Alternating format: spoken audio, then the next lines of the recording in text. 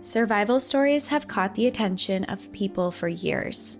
Hearing the stories of the willpower people have to survive in some of the most grueling circumstances is inspiring. When we hear the story of someone who fights their way away from an animal, or treads through hundreds of miles of wilderness with little supply and survives, we begin to imagine ourselves in that scenario. Would we survive? How would we do it? What choices would we make? But what about those situations that we can't make decisions about? What about circumstances of extreme medical phenomenon? A person who survives something that, from a medical standpoint, is impossible. Today, we're going to believe in the impossible, because today, we're going to find out what it's like to be frozen alive. Welcome to National Park After Dark.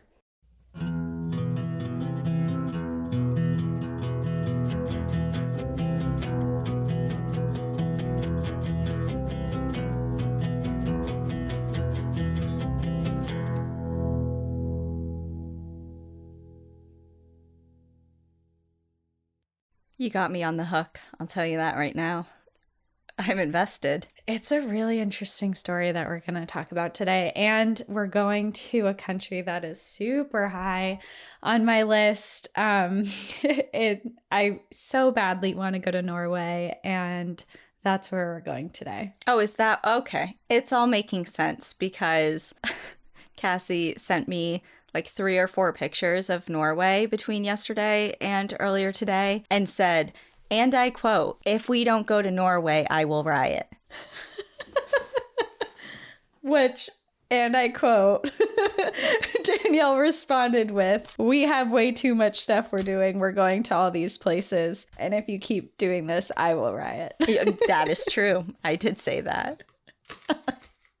Okay, well, so I am very unfamiliar with Norway. I actually only know one person who's ever been on vacation to Norway, so I'm very interested to learn more about it and the story because someone's getting frozen and living, I'm assuming. Yeah. And this is a survival story, which, as we've kind of said before, we just like survival stories because we know that there's kind of a decent outcome. But the story I'm telling you is just so wild and there's so much information. But first, we're going to talk a little bit about Norway. And I do want to say, I have stretched this episode a lot to be a National Park After Dark episode because I really just wanted to tell this story. So the story itself, I don't think actually takes place inside of a national park, but Norway itself is made up of so many national parks for such a small area. The whole country is pretty much a national park, and this area has a lot of protected areas, and there is a national park that's right outside of it. So we're going to talk a little bit about the national parks of Norway. Although asterisk, this story has nothing to do with a national park. This is what we'll do. I'm feeling gracious, and I just got the best idea. Okay. Because I know what it feels like to find a story that you're like, shit, this is so interesting, but I don't think I can tell it because it's not related to a national park, even if it's, outdoor adjacent. And I feel like we should give ourselves one episode a year that is just like a free for all. I love that. So you're cashing yours in right now. I'm cashing mine in September. So in a couple more months, I can do this again. Yeah, there you go. There you go. Okay, that's it. It's it. That's perfect. We can just throw it in. But I mean, this is wildly in the outdoors. There are protected areas around it. And to be fair, in all of my research, I looked so hard to pinpoint the exact location this happened in, and I could not find it. So maybe it's in a national park. I'm gonna guess it's not, but that's okay. It's not. It's definitely not. But it's in a really cool area, and yeah, I'm just gonna tell you about it because we're gonna go to the Scandinavian mountains, which are the largest mountain range in Europe, and they extend over 1,095 miles, which is 1,762 kilometers in length. And this mountain range covers almost the entire territory of Norway. So if you look at a map, Norway is all mountains, and it's pretty much all of this. And then it also extends into Sweden. And actually, this mountain range is on the Sweden-Norway border. So it crosses over to both sides. So the story also, I'm going to talk about places in Sweden and in Norway. Gotcha. And something really cool about Norway, I'm just like, I feel like I actually just made this episode so I could put together a bunch of things that would convince you to go here with me. So this area of Norway is so far north that they experience what is called the midnight sun, where 76 days between May and July, the sun never sets. Okay, so I'm being bullied to go to Norway is what's happening. I'm just saying, if you want some sunshine, Norway is the place to go. But it's really cool because, you know, you go watch a sunset. And here you stand on the coast and the sun is, you are so far north that the sun actually just circles above you. It's so wild. That is pretty never cool. sets. Yeah. Okay, we're getting there. You're chipping away. She's interested. We're going. Okay, we are certainly not going anywhere other than our outline trips. We're booked for a year. So Norway 2024, right? 2024, 2025. Well, fun fact is that the weather there right now is beautiful. And it's Aurora Borealis season there. So it's like 65 during the day, 60 during the day. You can go hiking and the sun sets right around the same time as it does here. And then you get the northern lights all night. Okay, so in 2 years, in September 1st of 2025, I'll remember that. 25? What about 24? I don't know. I'm giving myself a cushion. Well, I'm just saying I don't have any plans. September 2023. Yeah, you do. Is that this year? Oh, no, that's next year. I'm like, you're going to Greece in a week. Yes, you do. Yes. I mean, honestly, I've been like, could I extend my trip? I'm not that far because I have a layover in Denmark. But anyway, we're getting a little off track. We're going off the rails. So a main feature when you visit this area of Norway is their fjords. And the fjords are defined by mountains, cliffs, and peaks that are sitting within deep, narrow sea inlets. So typically they are formed from glaciated valleys. And the Scandinavian mountains have a total of 141,726 peaks. So Rugged. It's a massive mountain range, and they're really interesting because when you look at them, if you Google a photo of Norway right now and you see these mountains, you would think they're comparable to mountains in Colorado or in Alaska. You'd be like, these mountains are massive, but they look this way and they look so dramatic because you're starting at legit sea level, you're at the sea, and then these fjords and mountains extending from that just shoot straight up. So it's super steep, and the tallest one only sits at 8,100 feet, or 2,469 meters. But they just look so much more dramatic because of the level that they're starting from. Yeah, and not to say 8,000 feet isn't a lot. I mean, the tallest mountain in New Hampshire is just over 6, but when you look at them and and you have all the snow caps and things, I know when I looked at it and I heard it was only that tall, I was like, oh, I thought it would have been like a 14er, like in Colorado. Yeah, they just look a lot more dramatic. And I would know because I've been inundated with photos of them all day. It's true. Just screenshot your text as our text as the Instagram post. Oh yeah.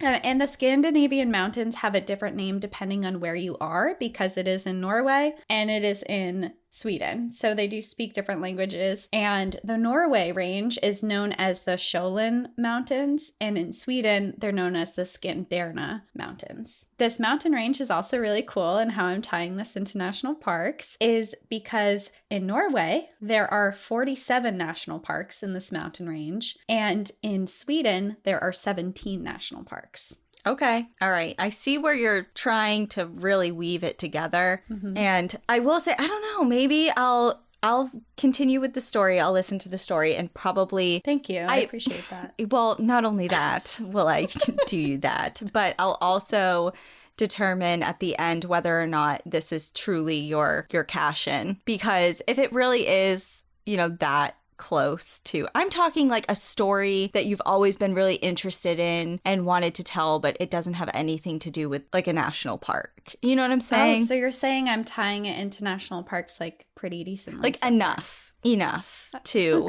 not warrant a total, I'm talking, I don't know, that molasses flood in Boston that I was talking to you about that I wanted to cover. Oh, yeah. It's like that has nothing to do with a national park or the outdoors. But it's interesting. But it's an interesting story. Maybe we need a second podcast. We absolutely do not need another podcast. No, thank you. This is good. I'm good with this. Okay. This is fine. No, remember we already have a side one, My Signs and Synchronicities podcast. Right. Did we talk about that on Patreon or here? I don't remember. I don't know if we ever talked about it on the podcast, but now you're indebted to everyone listening. So. Okay, let's move on. Let's move on.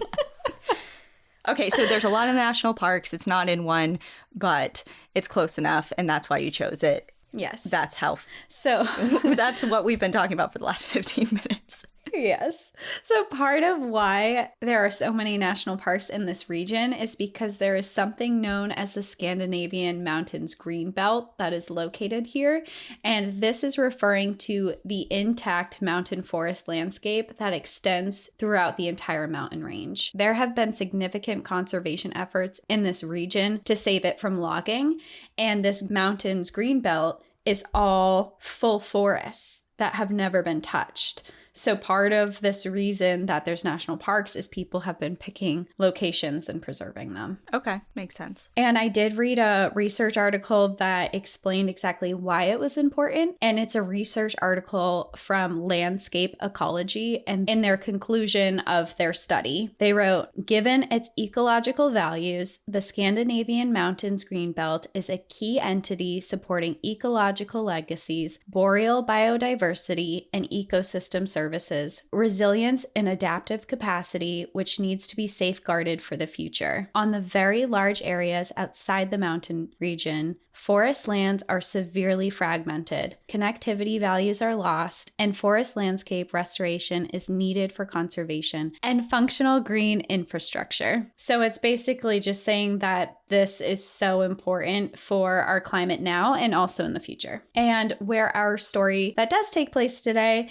as I mentioned, I don't think it's within a national park, but there are actually 3 national parks that border this area. So I picked the one that was technically the closest, and we are going to talk about the national park. It is in Sweden. It's called Abisko National Park. Now, this national park is in northern Sweden. It's in the province of Lapland, which is close to Norway's border and inside the Scandinavian mountain range. It was established as a national park in 1909, and it was created directly after Sweden passed their first laws of conservation. In 1903, several years before that, the Abisko Scientific Research Station was created here, whose research directly led to it earning the status of a national park. So they conducted ecological, geological, geomorphological, and meteorological research in I know so much. All the geos. Yeah, all the geos, all the logicals, and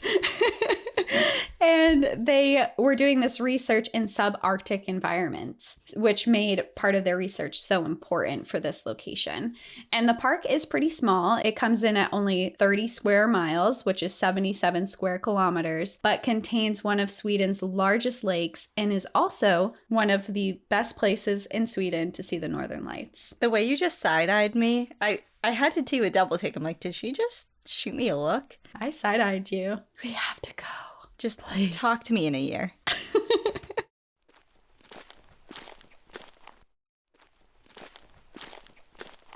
This park is located within the Arctic Circle and has frozen terrain in parts of the park year-round. It does contain a very popular hiking trail that follows the Scandinavian mountain range, known as the Kungsleden hiking trail, and extends 270 miles or 440 kilometers, and it is popular for people to hike, snowshoe, cross-country ski, and provides the opportunity for winter sports. They have the backcountry skiing and free riding, which is extremely popular, and it brings people here and the surrounding areas year-round, and they also have their own ski resort. Now, my story today is still in the Scandinavian mountain ranges bordering this area, but we're heading over just a little bit to the Norway side. I'm going to be telling you the story of Anna Bagenholm, who survived the lowest body temperature ever recorded after a skiing accident. Okay. Anna Bagenholm was originally from Sweden, but after working as a radiologist, she decided to pursue a career as an orthopedic surgeon, and she moved to a town called Narvik, Norway, to complete her residency. In May of 1998, at the age of 29 years old, she was working as an assistant surgeon at the Narvik Hospital. And part of what drew her to this area is Narvik is renowned for their skiing. In fact, this place has really been known to be a skier's paradise. It sits along the coast between mountains and fjords, and it has a dramatic increase in elevation from the coastline. Narvik is home to ski resorts, and it has a ton of backcountry skiing. Plus, their weather, like pretty much year-round, is almost perfect for skiing all the time. Anna had been skiing her entire life, and she was considered an expert skier, and she often would leave the resorts and head into the backcountry to find like the good powder and not be on the groomed stuff. Sounds like you. Sometimes, maybe.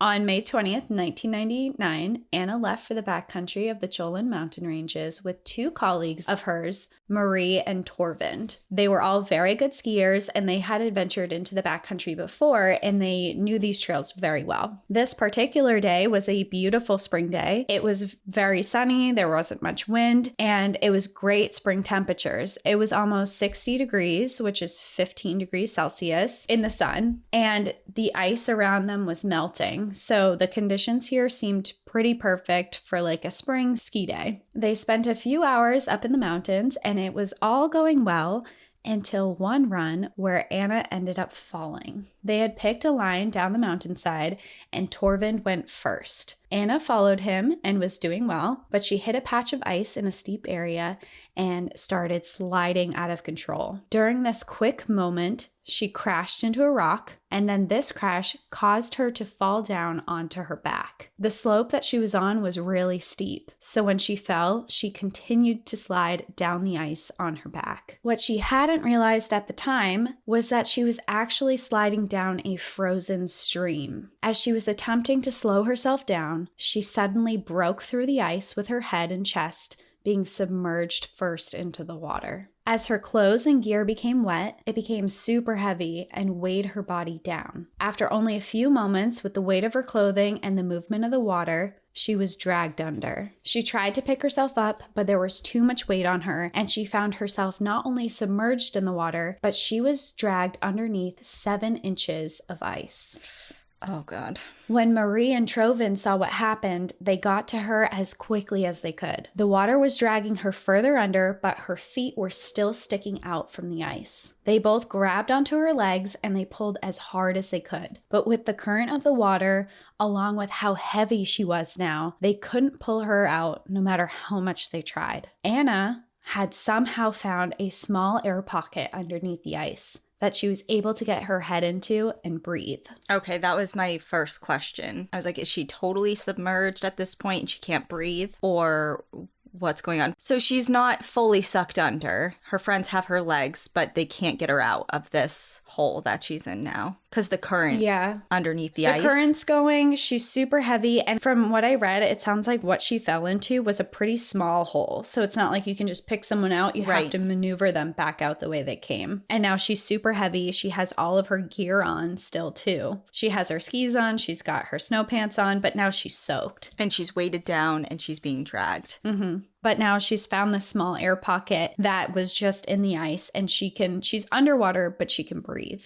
As this happened, Torvin and Marie kept a hold of her legs so she wouldn't be dragged any further, and they could keep her in the same spot where she was so she could keep breathing. After just 7 minutes, her friends called in for a rescue team, but they were so far in the backcountry, and the closest rescue teams were 200 miles away, and they were notified that it would take them another 40 minutes to arrive. Suspended upside down and breathing through the small air pocket, Anna was able to stay conscious in the freezing cold water. However, after 40 minutes of being in this icy water, Anna went into circulatory arrest. This happens when the body is so cold that your body no longer pumps any blood throughout your body. As this happened, Anna fell unconscious. When rescue teams arrived, Anna's friends were still holding onto her legs to keep her from being dragged away. When the teams arrived, they saw just how difficult it was going to be to get Anna out, and first they tried to pull her out with a rope. But with the angle that she was caught in under the ice, along with the pressure from the stream and the small hole that she had fallen through,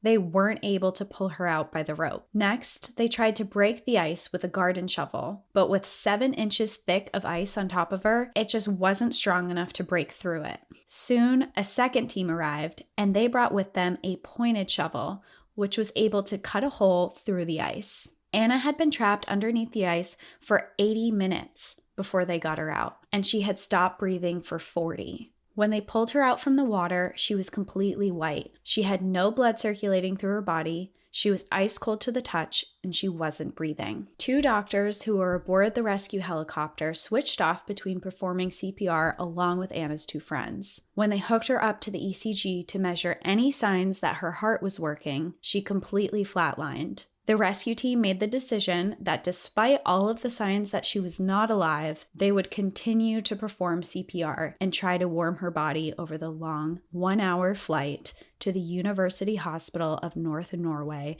Tromsø. The team had been in communication with the head of the emergency medicine department at the hospital, Dr. Mads Gilbert. He was ready and waiting for them as they arrived on the helipad. Recalling this moment later on, Dr. Mads Gilbert explained the moment he saw Anna for the first time. He said, "She has completely dilated pupils. She is ashen, flaxen white. She's wet. She's ice cold when I touch her, and she looks absolutely dead. On the ECG, which the doctor on the helicopter has connected her to, there is a complete flat line, like you could have drawn it with a ruler. No signs of life whatsoever." And the decision was made. We will not declare her dead until she is warm and dead. Dr. Gilbert was hoping that the amount of CPR that was given to her on the helicopter ride would have given her just enough oxygen that her brain and her other organs would not shut down. It was looking really bad though. When they took her temperature, they found out her core body temp was only at 56 degrees, which is 13.7 degrees Celsius. And if in reference to that, we know a normal body temperature sits at 98.6 degrees, which is 37 degrees Celsius. Yeah, this is insane. This is insane. No one in recorded history has ever been that cold for as long as she had been and survived. Still, even with all of this information, they had hope that when her body was warmed up, she could somehow still be alive. They rushed her into an emergency operating room and began the process of warming her blood. Now, the way they did this was they attached her to a cardiopulmonary bypass machine. These machines are used to temporarily take over the function of the heart and the lungs. During this procedure, the chest is opened up under anesthesia, and they also put an ECG probe down her esophagus to measure any heart activity. They use this machine to manually circulate blood through her body and slowly warm it up at the same time. It had to be a slow process. If they warmed her body up too quickly, her body could go back into shock.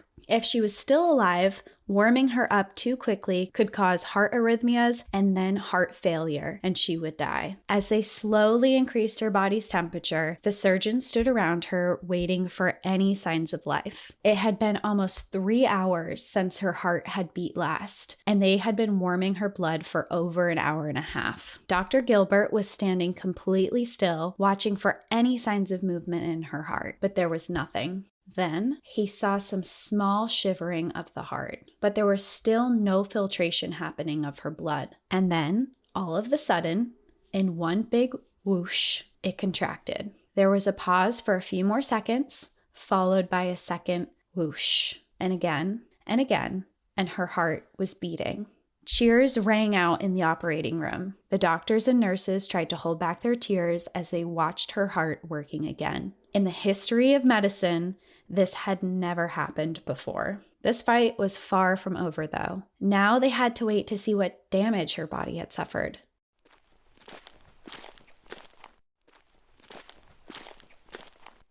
Anna was moved to the critical care unit under complete 24-hour observation. Anna's heart was still not beating on its own. It was having the help of the bypass machine, and during this period, her lung function deteriorated and she needed assistance to breathe. It wasn't until 12 days later that Anna woke up. When she woke up, she was still not able to breathe on her own, and she remained on a ventilator for 35 days. When she did wake up, she woke up paralyzed from the neck down. She had suffered severe damage to her nervous system. Along with this, her kidneys and her digestive system were failing. But miraculously, there had been no signs of brain injury at all. That was my first question, was how was her brain? It would be the first thing you think, being without oxygen for 80 minutes. I mean, they were doing CPR and things like that, but, it's such a long time. Yeah. And when Anna woke up, she was fully conscious and aware of what was going on. And actually, one of her first reactions is she was really angry. Her first reaction was that she was really angry at her friends and the rescue team. She felt that they had gone through this extraordinary length to make sure she survived this accident while she woke up paralyzed from the neck down. She's like, why would you do this? I have no chance of a fulfilling life now. I'm going to be suffering. And she was just flat out angry, and she voiced it very much so. She was just like, why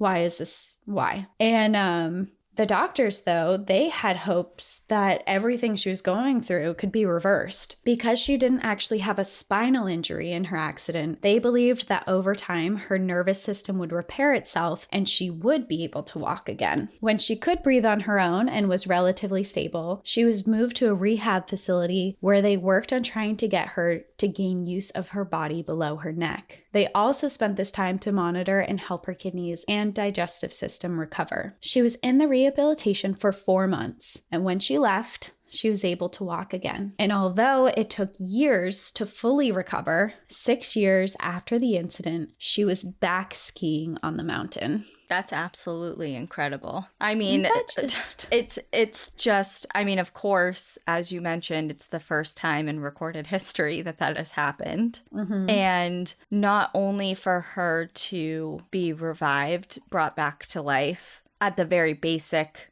level of even just, at that point, you're wondering, is she going to be in a vegetative state? Like, yes, she may be alive and revived, but is she going to be a vegetable? What type of limitations is she going to have? What type of brain damage, bodily damage, like you mentioned?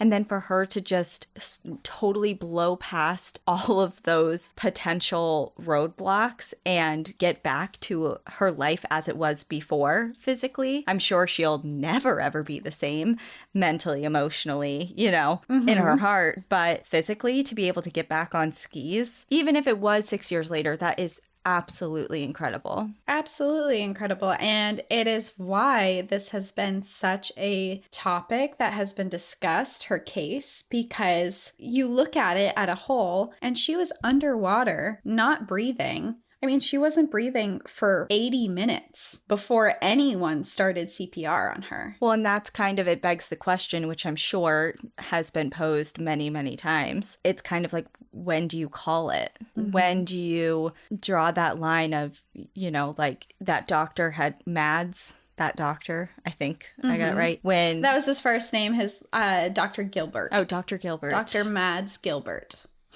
When he mentioned her appearance upon presentation to the hospital of essentially he was looking at a dead body, mm-hmm. At what point I guess I never have really thought about it in that context of when do you stop trying? Is there a certain set of parameters in place? Or because you think, if something happens and say she fell underwater, like a total different circumstance, but say she was ice skating, she fell underwater, her friends got her out pretty immediately, began CPR, but she was flatlined. They got her immediately to the hospital and they tried life-saving measures. That is pretty immediately after. But mm-hmm. in this case, obviously it's significantly different. I guess my question is, and it's not in any way to insinuate that they shouldn't have tried. It's more of a genuine question of what made them even continue attempts at that point? It's really interesting that you say that, because this entire case brought up a huge debate and also a big thing with medicine of when do you call it, especially in hypothermia patients. And their whole thing of why they kept trying was they were like, clinically, by all means, she's dead. I mean, there's literally nothing. We can't find a pulse. She's flatlined. But they were like, her temperature is so cold right now. We can't say that she is dead without making her warm first, without bringing her back to her regular body temperature. And that seems like it was the theme. It was like, we don't think this is going to work, but her body is so cold and we know that no one can survive like this. Let's try and warm her up and see what happens. Very interesting. Very, very interesting. Yeah. And I was going to say, like, this is totally not the direction you went, obviously. But when you said initially when she regained consciousness and she was angry, right after you said that, my first thought was, I mean, I've watched and read many near-death experience accounts, and a lot of people who experience a near-death experience, they describe a lot of times that their initial emotion when they're brought back into their bodies is that they're angry, but not because of physical limitations like she experienced, like she was paralyzed and she's angry at her physical state, but because what they experienced and what they claimed to experience on the quote unquote other side was so beautiful and they didn't want to be brought back into their bodies. So I thought you were going into a different direction of she had a near-death experience and she was angry that she was revived here in this world. I actually looked really hard to find if there was a story like that, because there's so many stories of people who almost die and then they come back. Like, I remember there was this one, maybe it was like on I Survived or something, where she was in a kayaking incident where she was underwater for a really long time. She had drowned. She was clinically dead. And they brought her back and she has vivid memories of the entire thing. So when I saw that she had been clinically dead for hours, I was like, maybe she had this experience, and maybe she did, and it's just not published anywhere. But that was one of the first thing I looked for. That story that you just described is the first episode of Surviving Death on Netflix. Oh, okay. Yep. Yes. Because I remember that woman, she was in, I think, South America somewhere kayaking when that happened to her. And she went on to say, I mean, I have the goosebumps thinking of it now, but she went on to say, remember later in the episode that her teenage son passed away? Mm-hmm. And as shattered and heartbroken as she is, she finds comfort in her experience. And she claims, she's like, I know that there's more to life and I know what I experienced and I know my son is somewhere and he's okay. It doesn't change my grief right now, but if what I experienced is real, my son is okay. Yeah, it was like a comfort. Yes. So I know exactly what story you're talking about. Mm-hmm. But anyway, so.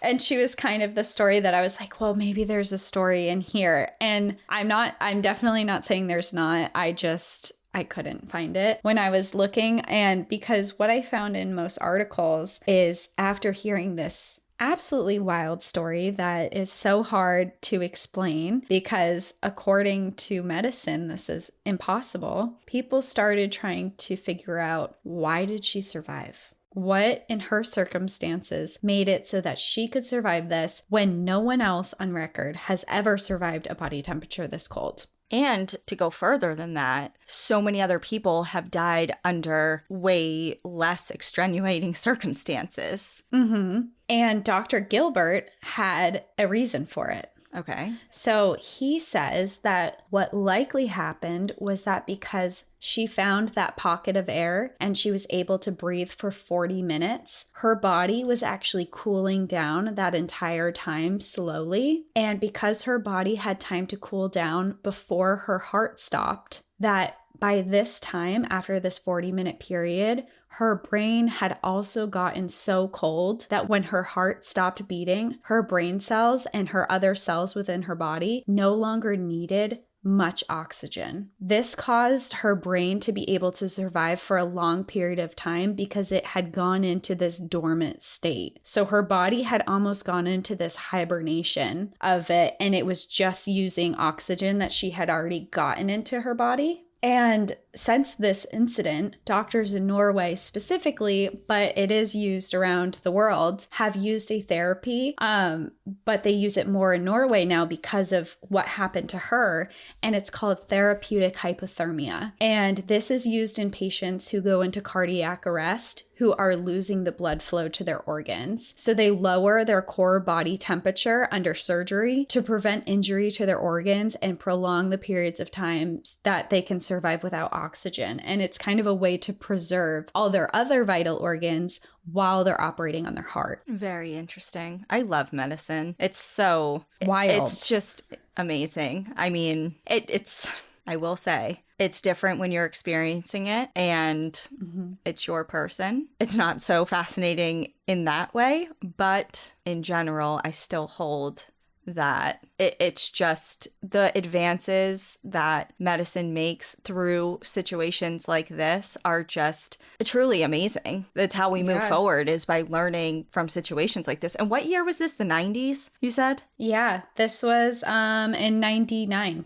Okay. That this started. And like you said, the medical advancements are so interesting, and they're so, I guess from my own personal medical experience, because I have had 2 kidney transplants and I wouldn't be alive without them. Kidney transplants didn't start until 1954, and they started at Brigham's Hospital in Boston with a pair of identical twins who one of them was in kidney failure. And they said, well, you have an identical twin that theoretically has an extra part. We could try and save their life by doing this. And it was completely experimental. It was just, they had a theory, wanted to see if it would work, and it did. And now, like, crazy enough, is they're actually coming up on their 1 millionth transplant. Holy shit.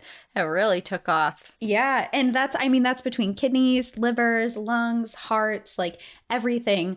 Because someone decided only in 1954 that why don't we try this? Why don't we see if we can save people? So it is like these crazy innovations that people think of or people discover because of an accident or something that just sparks this whole new way of medicine.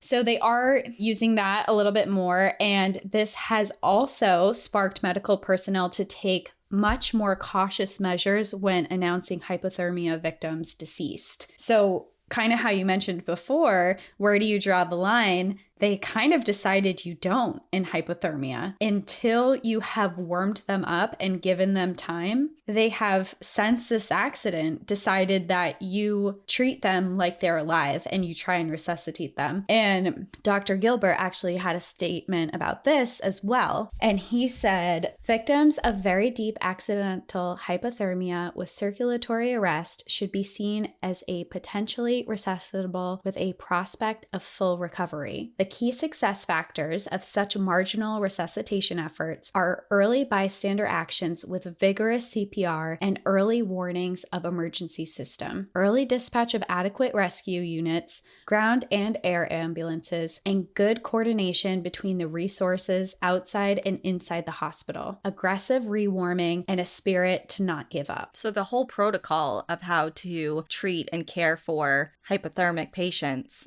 has really shifted since her case. And he's really just saying, if you have someone he's definitely in that statement giving a ton of credit to Anna's friends and the rescue personnel that came on and was like, well, she looks like this isn't going well, but we're just gonna, they gave her continuous CPR until she was on a ventilator. Even in the hospital, walking down the hallway, I saw an interview, they were like, down the hallway, we continued chest compressions the entire way. We were giving her oxygen from the moment we got her out of the water until the moment that we were able to get her on a machine. And he's clearly stating in that that's huge for saving hypothermia patients, and to, if you have a situation like this, call a rescue team immediately. Wow.